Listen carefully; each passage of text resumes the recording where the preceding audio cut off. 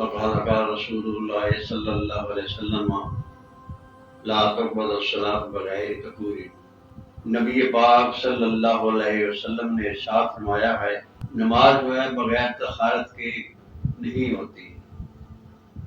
یہ نماز جو ہے وہ پاکیزگی کے ساتھ ادا کی جاتی ہے۔ پاکیزگی اسلام کے اندر ایک بہت بڑا ٹاپک ہے، ایک بہت بڑا مضمون ہے،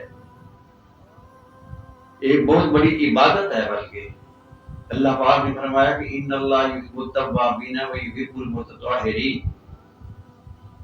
اللہ تبارک و تعالی توبہ کرنے والوں کو اور پاکیزگی کرنے والوں کو پسند فرماتا ہے۔ گناہوں سے توبہ کرنا،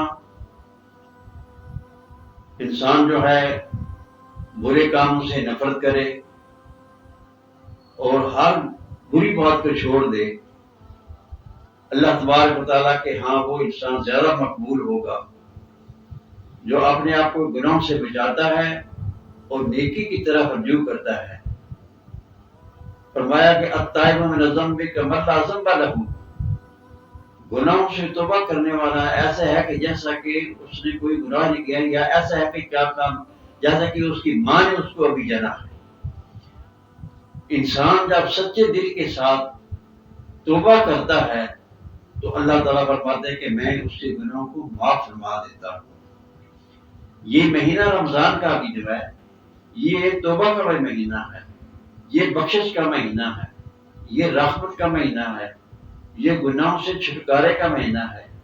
اس مہینے کے اندر انسان اپنے آپ کو اگر پاکیزہ اور صاف کر لیتا ہے، ظاہری اور باطنی صفائی کر لیتا ہے، تو انسان کی جو ہے وہ اللہ کا مقرب بن جاتا ہے اور اللہ تبارک تعالیٰ کی بخشش اس پر اور اس کی رحمت کو نازل ہو جاتی ہے۔ ظاہری پاکیزگی جو ہے انسان کی یہ ہے کہ انسان اپنے آپ کو کپڑوں کی صفائی رکھے، جسم کی صفائی رکھے، یہ بھی اللہ کے ہاں بڑی پسندیدہ ہے۔ لیکن سب سے بڑی صفائی جو ہے وہ باطن کی صفائی ہے کہ انسان جب اپنے باطن کو صاف کرتا ہے، جس طرح جسم کو صاف رکھنے کے ساتھ اور صاف کپڑے پہننے کے ساتھ انسان کی روح، انسان کی پرسنالٹی اور انسان کی عزت بنتی ہے، اس طرح جب انسان اپنے دل کو پاک اور صاف کرتا ہے تو اللہ کے ہاں اس انسان کا مقام بہت بن جاتا ہے۔ صرف انسانوں میں نہیں بلکہ فرشتوں میں بھی اللہ تبارک تعالیٰ فرماتے ہیں کہ یہ میرا بندہ سب سے اعلیٰ اور افضل ہے کہ اس نے اپنے گناہوں سے توبہ کر لیا ہے اور یہ میری طرف آ گیا ہے۔ تو فرمایا کہ ان اللہ یحب التوابین و یحب المتطہرین، کہ اللہ تبارک و تعالیٰ جو گناہوں سے توبہ کرنے والے ہیں اور ظاہری اور باطنی پاکیزگی کا خیال رکھنے والے ہیں، اللہ تعالیٰ ان کو پسند فرماتا ہے۔ اجتناب نبی پاک صلی اللہ علیہ وسلم نے فرمایا کہ الطہور شطر الایمان، کہ پاکیزگی جو ہے وہ ایمان کا حصہ ہے، یعنی پاکیزگی کے ساتھ ہی انسان کا ایمان جو ہے پاک اور صاف ہوتا ہے۔ نبی پاک صلی اللہ علیہ وسلم نے ارشاد فرمایا ہے کہ نماز کے متعلق کہ نماز ہی ایک ایسی چیز ہے کہ جو کہ انسان کو سیدھے راستے پر لاتی ہے۔ فرمایا کہ من اقام الصلاۃ و امامۃ الدین، نماز جو ہے وہ دین کا ستون ہے۔ من اقامہا اقام الدین ومن حدمہا حدم الدین، جس نے نماز کو قائم کیا گویا کہ اس نے دین کو قائم کیا، اور جس نے نماز کو چھوڑ دیا اس نے گویا کہ دین کو گرا دیا۔ گویا کہ نماز ہی ایک ایسی چیز ہے جو انسان کو اللہ کا مقرب بنا دیتی ہے۔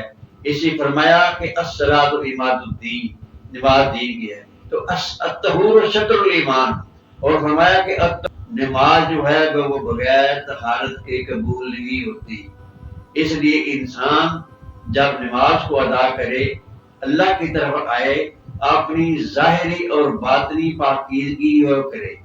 یہ رمضان مبارک کا مہینہ جو آ رہا ہے، اس مہینے کے اندر انسان جتنے سے جتنی زیادہ نوافل ہو پڑے، جتنی زیادہ ہو عبادت پڑھے، جتنا ہو اللہ کے کلام کو پاک پڑھے، کیونکہ اللہ کے کلام پڑھنے سے انسان کی زبان میں صفائی آتی ہے، انسان کے ایمان میں اضافہ ہوتا ہے، انسان کے دل و دماغوں میں صفائی ہوتی ہے اور اللہ کا مقرب بن جاتا ہے، اور وہی انسان جو ہے قیامت کے دن اللہ تبارک فرمائیں گے یہ میرا بندہ ہے، الصوم لی وانا اجزی بہ، اس نے میرے لیے یہ روزہ رکھا تھا اس لیے میں اس کو جزا دوں گا۔